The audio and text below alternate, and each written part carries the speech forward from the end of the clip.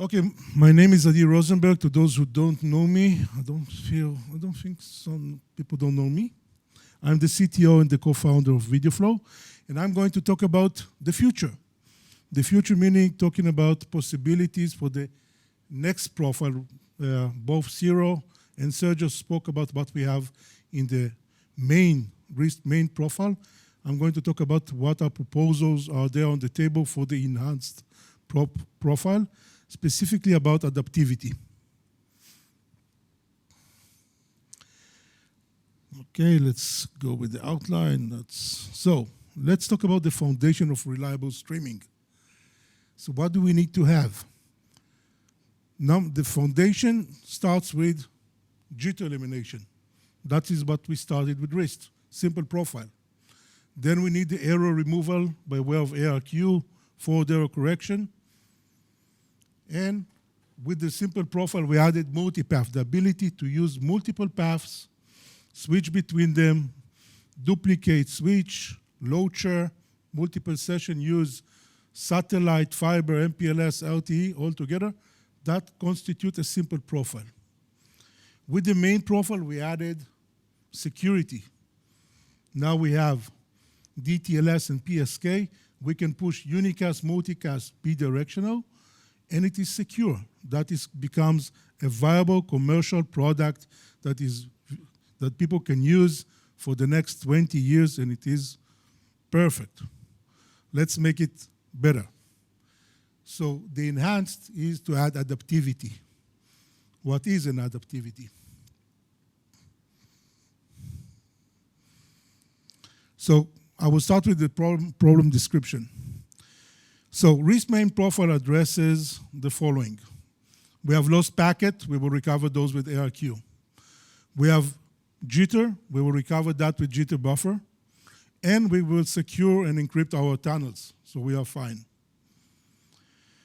What we do need to address, just like Maroon spoke in his presentation just 2 hours ago, is that sometimes the networks are not perfect. Condition changes, they're fluctuating, they're changing routes.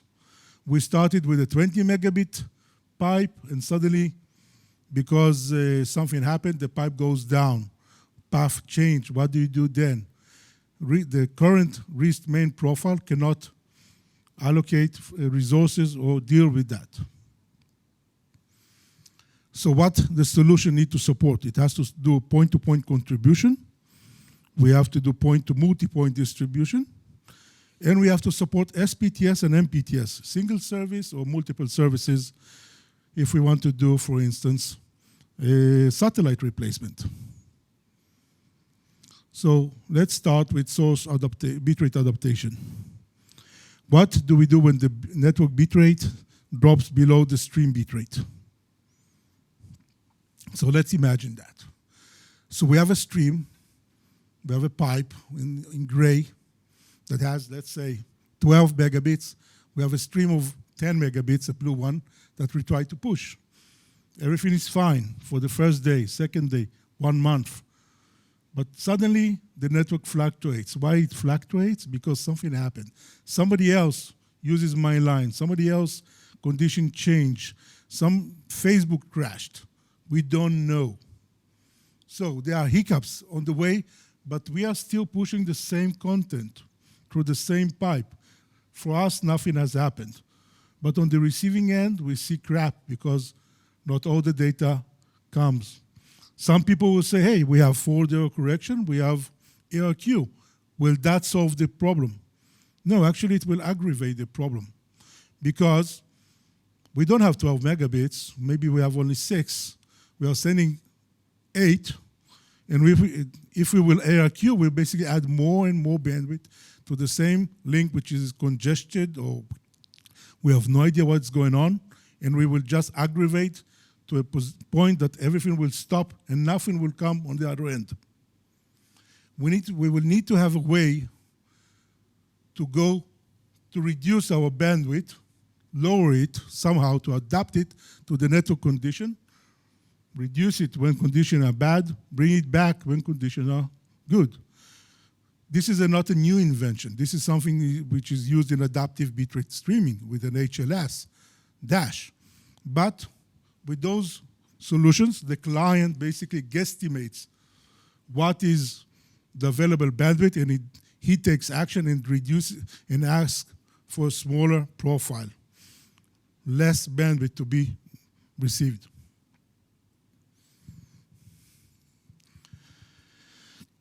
So, the first thing that we can do when it is present with the main profile and the simple profile, we can do multipath and bonding. If we have those in place ahead of time, then we can split that stream between those paths, and that basically constitutes basic adaptivity. If we allow the resender to split the load by way of bonding and loader, we basically reduce the problem. What happens if that problem still exists and the aggregated bitrate is still lower? What do we do there? So the only way that we can overcome this is to adapt the bitrate of the source and to go below that problem until conditions pick up, and then bring it back. So let's start with the contribution ecosystem. In a contribution, we'll have a source, in this case is an encoder, that is capable of changing the bitrate on the fly while keeping the constant transport stream rate. There are devices like that. Cobalt is going to debut one of such device. Harmonic has such devices. Open Broadcast Encoder that is going to talk about afterwards has such device. AdTech and more devices are devices that can change their bitrate on the fly. You just need to command them to do so. The command may be by way of NMS, REST, HTTP, and they will change the bitrate without any stream reset, so that a visual impact is minimal. Now, because simple profile and main profile ask for a CBR stream, though that stream includes null packets. So when we command an encoder to change its bitrate, let's say from 8 megabit to 5 megabit, the 3 megabits are padded with null packets. Now, Ciro just explained to us that the main profile has null packet deletion. Hey, let's take them out. Suddenly we saved more than 5%. We saved tens of percentages. So suddenly we take the 8 megabits, tell the encoder drop the encoding to 5, and all the spare is basically nullified, becomes 0, almost 0. So now the transport stream transmits a virtual 8 megabit, but effective 5 megabits through the tunnel. Now, any packets that are still missing are simply recovered by ARQ, which is simple main profile. Now, this technique is explained by the VideoFlow patent. I won't go to the patent, but this is a sketch of the diagram. We have a RIST sender and a RIST receiver communicating between them. By way of RTCP, they communicate ARQ packets. If we have a way to use those statistics to detect the network conditions, where they are going down or going up, then the sender can command the encoder to change its bitrate on the fly in order to adapt to the network conditions. So now, if the bitrate, if I'm sending an 8 megabit stream over 12 megabit pipe, and the pipe goes down to 6, if I have a way to detect that, I can command my encoder, go down to 5, just below that 6 megabits condition. So the stream will come out as 5, but with the null packet reinsertion, come back as actually as 8. The decoder doesn't know that something happened. Basically, it's a continuous stream, but the video fluctuates. The video quality changes just like an ABR. okay? No stop to the video, everything is fine. The resolution may have been impacted, but that's it.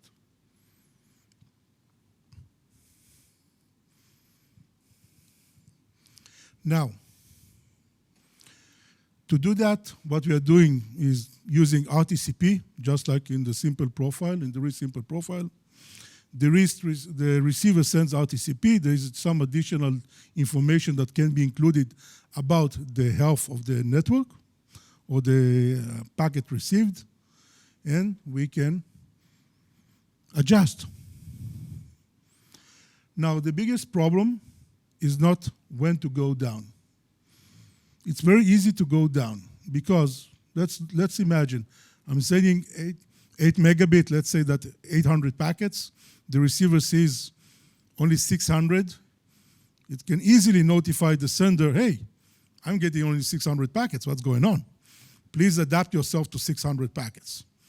So the simple implementation will say, oh, the receiver asked me for 600 packets. I will tell the encoder to drop to 5. I have now 500 packets. I'm good. I'm sending 500 packets to the receiver. The receiver will tell me, oh, I got 500 packets.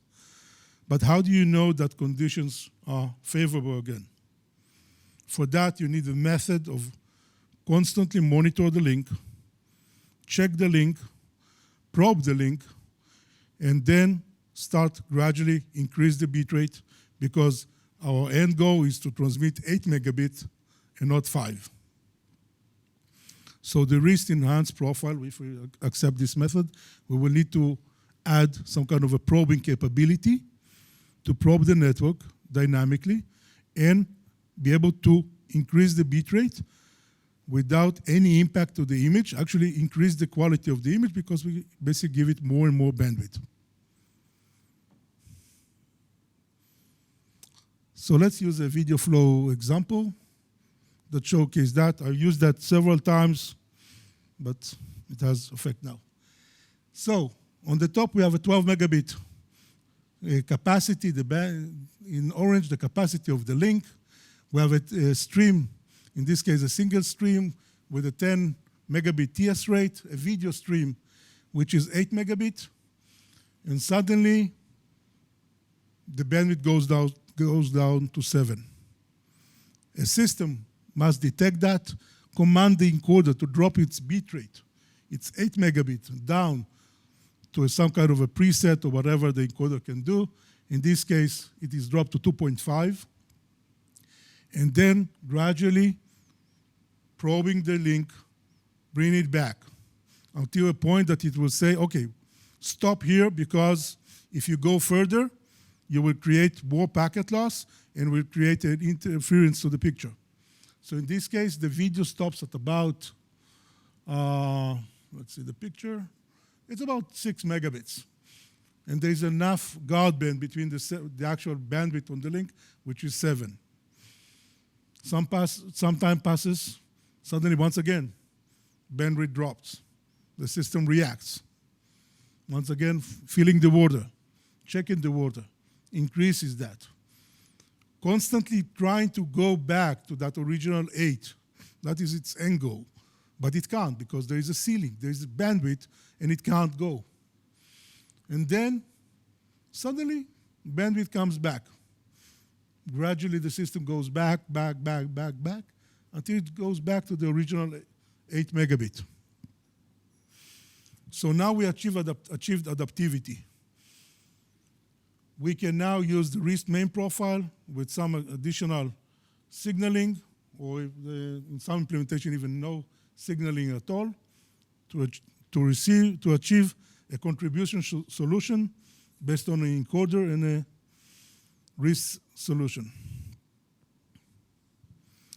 We can also use that on the same technique with dynamic launcher. Let's do this type of method has been used by bonded cellular for a long time. LiveView, TVU, Degero, all of these guys are using bonded technology. We can do the same thing. We first do 2 ISP, 3 ISP, 4 ISPs, regardless of the technology, just to do the first dynamic method. But if the aggregated bandwidth is not sufficient, then and only then we adapt the encoder. So now the benefit is that a RIST adaptive solution can provide a solution with a lower delay than a bonded cellular one. Because a standard RIST, let's say it's 1 second delay, 2 seconds delay, while a bonded solution is a few seconds delay, a bonded cellular.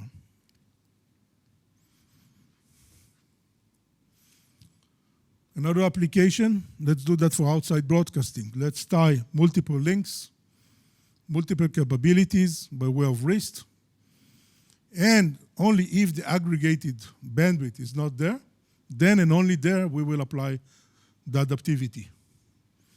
But then we have a solution which is better than today.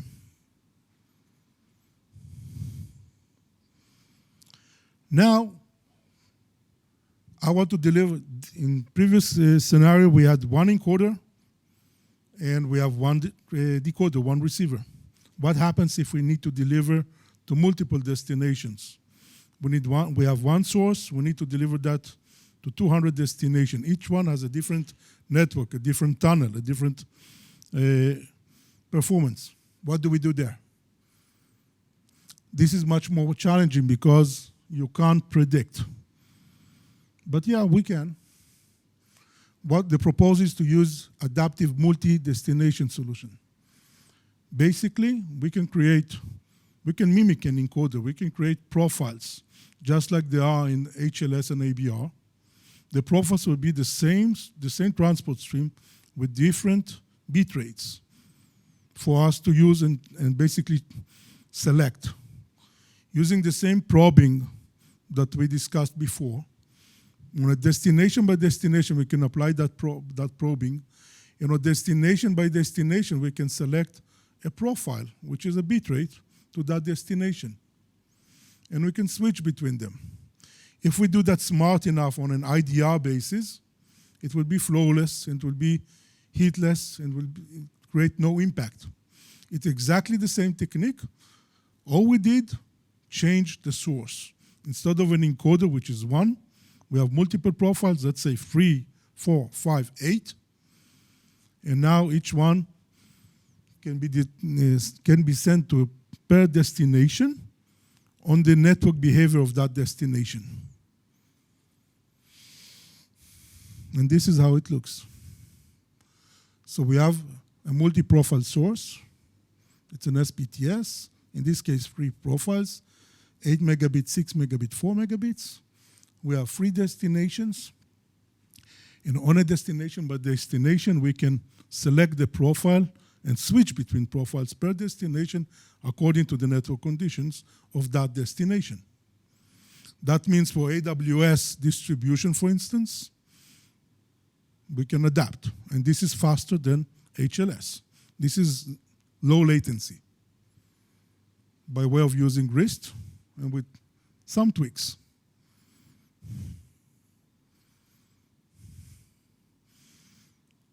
Oh, finally my hurricane.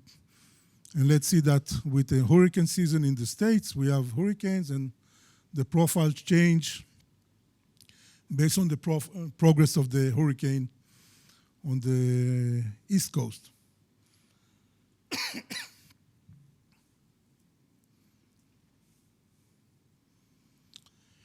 Now the third method.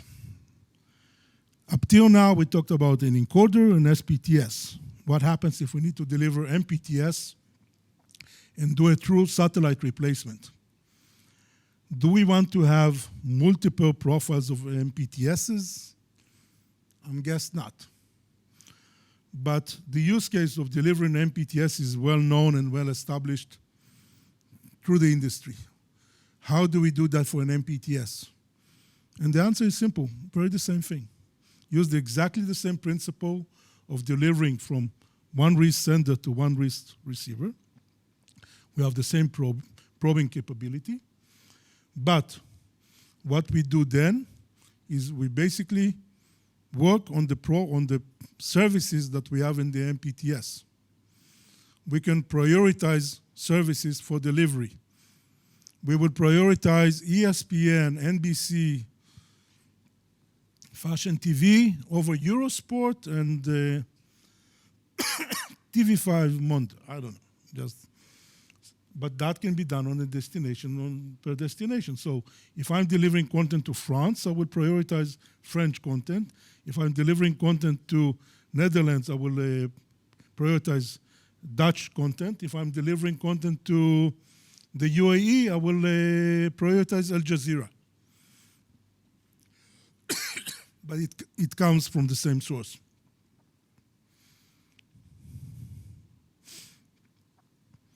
So what we do, we attach priority on a destination by destination. We attach a priority for a service in the MPTS. So that instead of changing the bandwidth, we basically nullify, we remove services by way of nullification.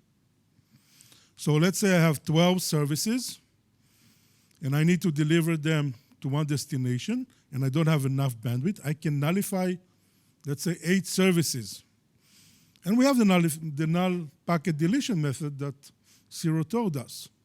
So we can say, okay, stop these services right now, wait for them, deliver the rest based on priority, recreate, place null packets instead of those services on the other end. So the MPTS rate maintains PCR on all services unharmed. Fluctuations, we don't care anymore.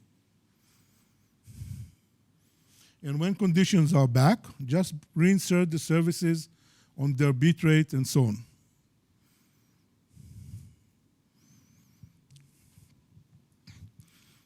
So I'm just, my time is running down, so let's just see the diagram. So in this case, we have an MPTS made of multiple colors.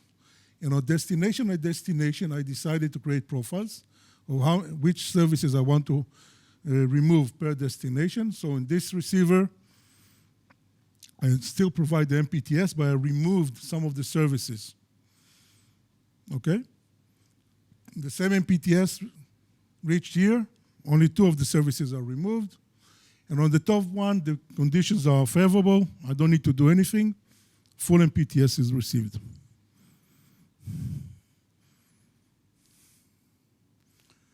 And I hope this will work for me. So we have here a DVB-S2 signal with 44 megabits. And we can see the services, and hopefully you can see here that we start to,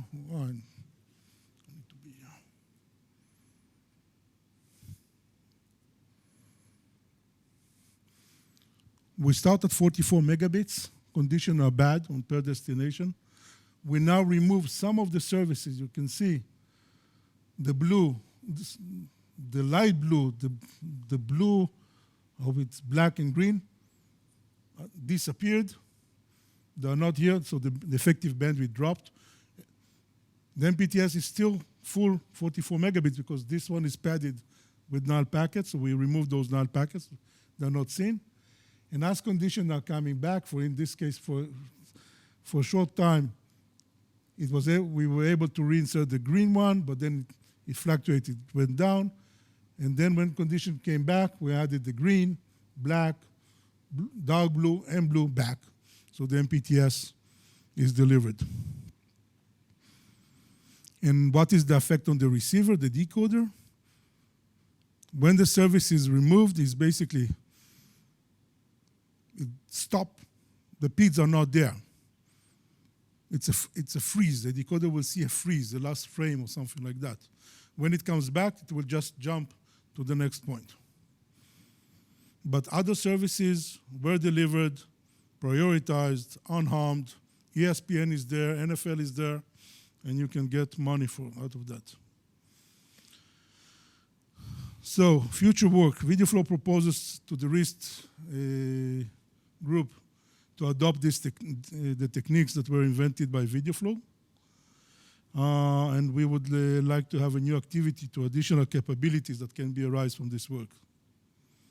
Questions? mind-blowing, yes. Yes, sir. So I want to talk about the going back problem. Ooh, yes. Going back problem. So it went down, and now it's fine. Mhm. You don't know if it's fine because it's fine at 5, but you don't know if you can go back. So you're proposing that the go back, you just try until you see packet loss. Is that what No. you're proposing? You probe, and then you go back. First you do a probing. You send probes. You send packets that should not damage the stream, such that if they do damage, you recover them with ARQ.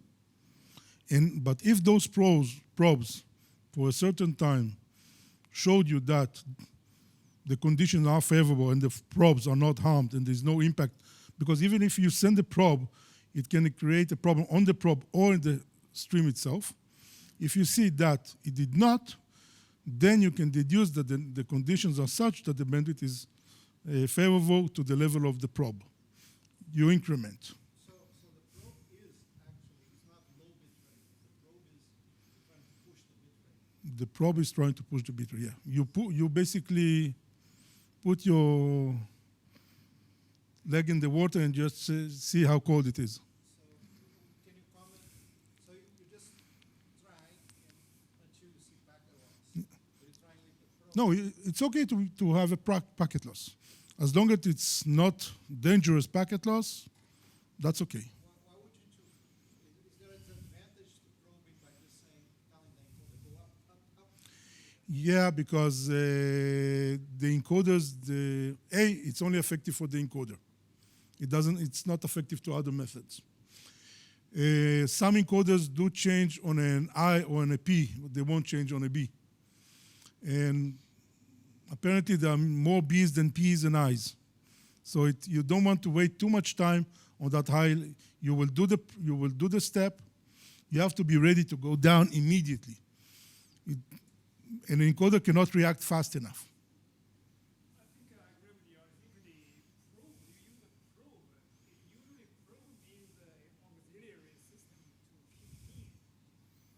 Maybe another term would be better for this situation. You are basically sending the actual packets at a high bit rate to test the water. Yes. So it's not probing, it's actually the try. We can, as long as these packets will not damage the stream itself, maybe, for example, we can take the last frame and use that so that if the data in that payload will be something that the stream knows, and the receiver knows what to do with that, it will not create any damage. The idea of probing is that you need it's like a beacon that you need to send through a pipe. The idea that we implemented came from a plumber. He basically said, I have a pipe, I have no idea what is the dimension of the pipe. I need to have a way to send beacons through the pipe and see what is the return. My question is, you mentioned that for the bit-to-bit adaptation, it requires the encoder to dynamically Yes. change the bit rates. How is the encoder community react to this suggestion? It's a very good question. They want to add the complexity, the capability. Actually, the answer is more simple than you think. Most of the encoders do support statistical multiplexing. So most encoders that do have statistical multiplexing already comply to this requirement. Because with statistical multiplexing, you do exactly the same thing.